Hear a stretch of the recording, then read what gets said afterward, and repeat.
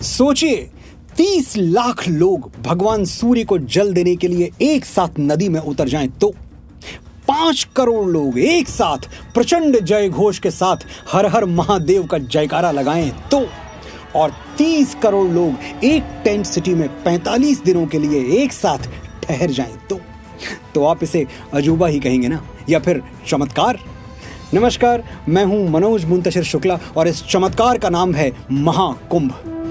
ये जो दृश्य मैंने अभी आपको दिखाए, ये महाकुंभ की सिर्फ 2-4 झलकियां हैं।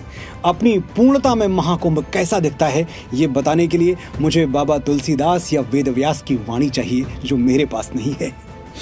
12 वर्षों की लंबी प्रतीक्षा के बाद महाकुंभ आता है, क्योंकि महाकुंभ कोई मैन मेड फेस्टिवल नहीं है। ये ब्रह्मांड के अनगिनत ग्रहों नक्षत्रों का दुर्लभ संयोग है। It's a rare alignment of the universe.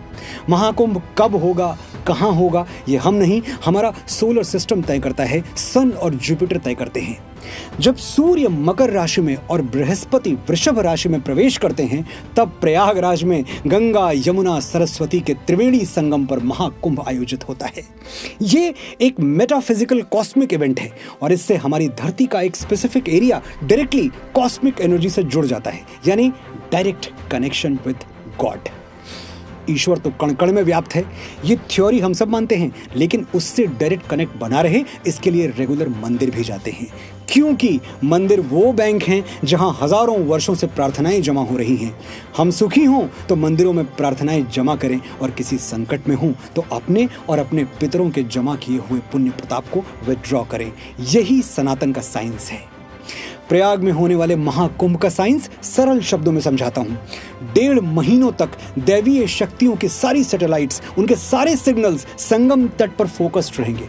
जो पुण्य यानी कॉस्मिक पावर्स अनगिनत तीर्थ यात्राओं और तपस्याओं के बाद प्राप्त होते हैं, वो सिर्फ संगम तट पर आने से और सूर्य को जल चढ़ाने से प्राप्त हो जाएंगे। बात इतनी सीधी, इतनी साइंटिफिक है। और श्रद्धा के इस विराट महोत्सव का शुभारंभ कैसे होता है? 13 अखाड़ों के 15 लाख से ज्यादा साधु संत संगम की पवित्र धरती पर पांव रखते हैं, तब महाकुंभ का शंखनाद होता है। इस महाआयोजन में हर बार 50,000 से ज्यादा नागा और अघोरी साधु शामिल होते हैं। ये वैरागी 12 साल में सिर्फ और सिर्फ एक बार महाकुंभ के लिए हिमालय की गुफाओं, कंदराओं और घने जंगलों से बाहर निकलते हैं, पर्वतों की चोटियों से नीचे उतरते हैं और अपनी महासमाधि तोड़कर आंखें खोलते हैं। इन महात्माओं के दर्शन का पुण्य अगर महाकुंभ में नहीं कमाया तो शायद कभी न कमा पाए, क्योंकि ये महायोगी एक बार अपने पर्वतों पर वापस लौट गए तो लौट गए।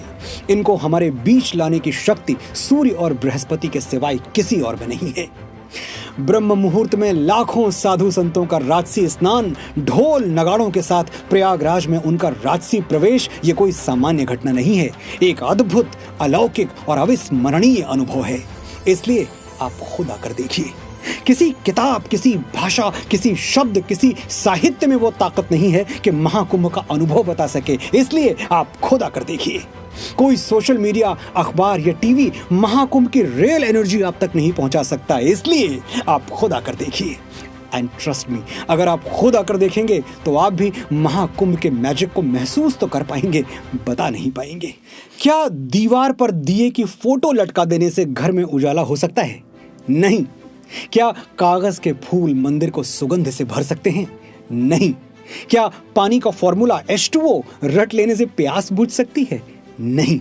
तो फिर कुछ मिनटों का कोई वीडियो आपको महाकुंभ का एक्चुअल एक्सपीरियंस कैसे दे सकता है? भाग्यशाली हैं हम कि 12 साल बाद यूनिवर्स ने हमारे लिए संभावनाओं के द्वार खोले हैं। इस द्वार में प्रवेश करने का सौभाग्य हम छोड़ दें, इतने नासमझ तो हम नहीं हैं। आपको जानकर सुखद आश्चर्य होगा कि हमारा और आपका गौरव महाकुंभ यूनेस्को की intangible cultural heritage of humanity में शामिल हो चुका है। इस बार महाकुंभ प्रयागराज में आयोजित हो रहा है। शुभारंभ 13 जनवरी 2025 को होगा और समापन 26 फरवरी को। और इस 1.5 महीने में संगम तट पर पवित्र स्नान करने के हमारे पास कुल 6 अवसर होंगे। पौष पूर्णिमा 13 जनवरी, मकर संक्रांति 14 जनवरी, मौनी अमावस्या 29 जनवरी, बसंत पंचमी 3 फरवरी, माघी पूर्णिमा 12 फरवरी और महाशिवरात्रि 26 फरवरी। प्रयागराज आपकी श्रद्धा के लिए भी शुभ है और यहाँ आपकी आंखों के लिए भी बहुत कुछ है।